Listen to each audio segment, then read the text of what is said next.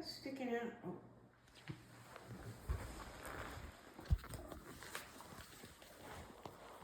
So, mental health.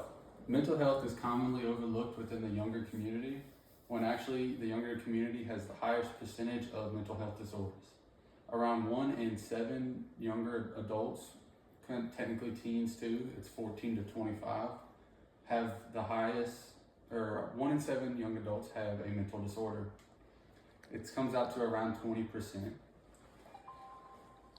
So my claim today is that all high school and college students should have a free professional mental health on campus.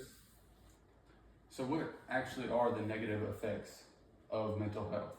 So this kind of is a downward spiral because it can lead to, first off, depression. This is going to cause you to become very self-aware or non-self-aware and push yourself away from people.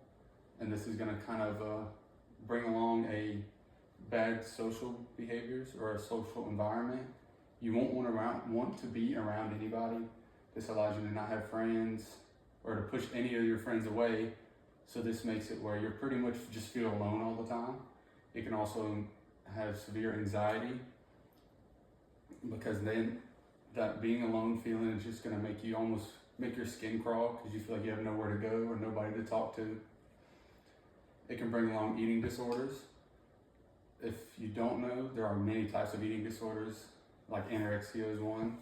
It's where you just don't eat at all, and then I guess obesity is considered one too, because it's just you eat too much, so you become very large. And that is a big thing that happens whenever people have bad mental disorders and they don't take care of themselves. And then substance abuse.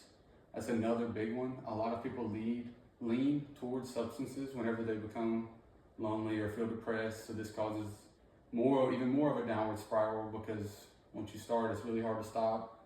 And it just it's almost like a going downstairs and you trip. You just keep going and you keep going and you keep going.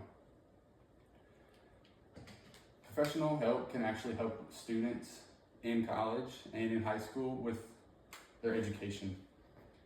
Around 60% of students that have had a professional on campus have said that it made them feel like their grades, or actually improved their grades and made them feel better overall about their education.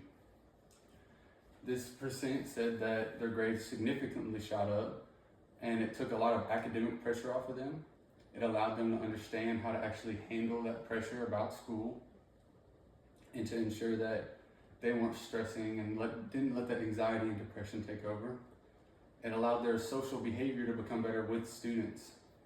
It allowed them to actually learn how to handle friendships and not push those people away. This is very beneficial because, as most people know, school is rough. It's hard to do alone, and it's not very fun to do alone. It's good to have people there that can help you or even just talk to you to take breaks when you're trying to do schoolwork, because it's a lot, especially in college and even high school. Sometimes high school can be a lot too.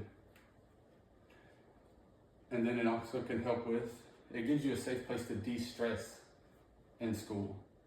Whenever you have that person you can go talk to, such as your friends, but say you're just starting off trying to heal or fix these problems, it gives you somewhere safe that you can go talk and calm down and release all this academic pressure that is taking over and kind of making it harder for you to go through school and even your daily life. That leads us to our next point. How can having a mental health professional on campus help with your daily life? Well, for one, it can help improve those social networks, kind of like I touched on in the education. It allows you to learn how to build, or it helps you connect with other students and allows you to actually bring that group in so you do have places to go or people to talk to help relieve some of that stress. And then it also teaches you, that's kind of how it leads to the new life skills. It allows you to learn how to communicate with people and express how you actually feel so you don't let that bottle up and just develop to get worse and worse. This is a big thing that you need to work on, or that needs to be worked on, because if you let those feelings bottle up, sooner or later it's going to explode rather than just seep out if you just talk about it. And then the extra support with those networks, it's going to have more people there's always going to be somebody that's got your back. Even if you don't think so, there's somebody that'll be there for you no matter what.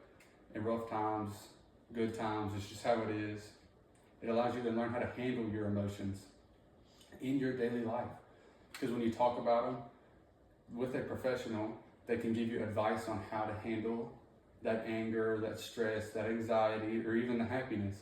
It allows you to learn how to push that happiness forward, or use that as motivation, or even use your anger or anxiety as motivation. You can use that to help push yourself forward because you don't want to be like that. You don't want to be anxious, you don't want to be depressed, so it just allows you to push yourself forward. And then self-care. Whenever you have that professional, it helps you teach how to actually take care of yourself, not just everybody else, because yourself is one of the only people that can actually help fix this, not just everybody else. So this actually helps. Having a professional can help you learn how to not take care of only yourself, or not only everybody else, but also yourself. Mental health is something that is commonly overlooked within the younger adults, even though we actually have one of the highest percentages of people with mental disorders or eating disorders, just something that's going to bother you mentally. And having a professional on campus free of charge would help, because a lot of times we don't have the money to pay a professional. So that's just, I'm pushing forward for that, and I feel like we need to have a free professional on campus for high school and college students.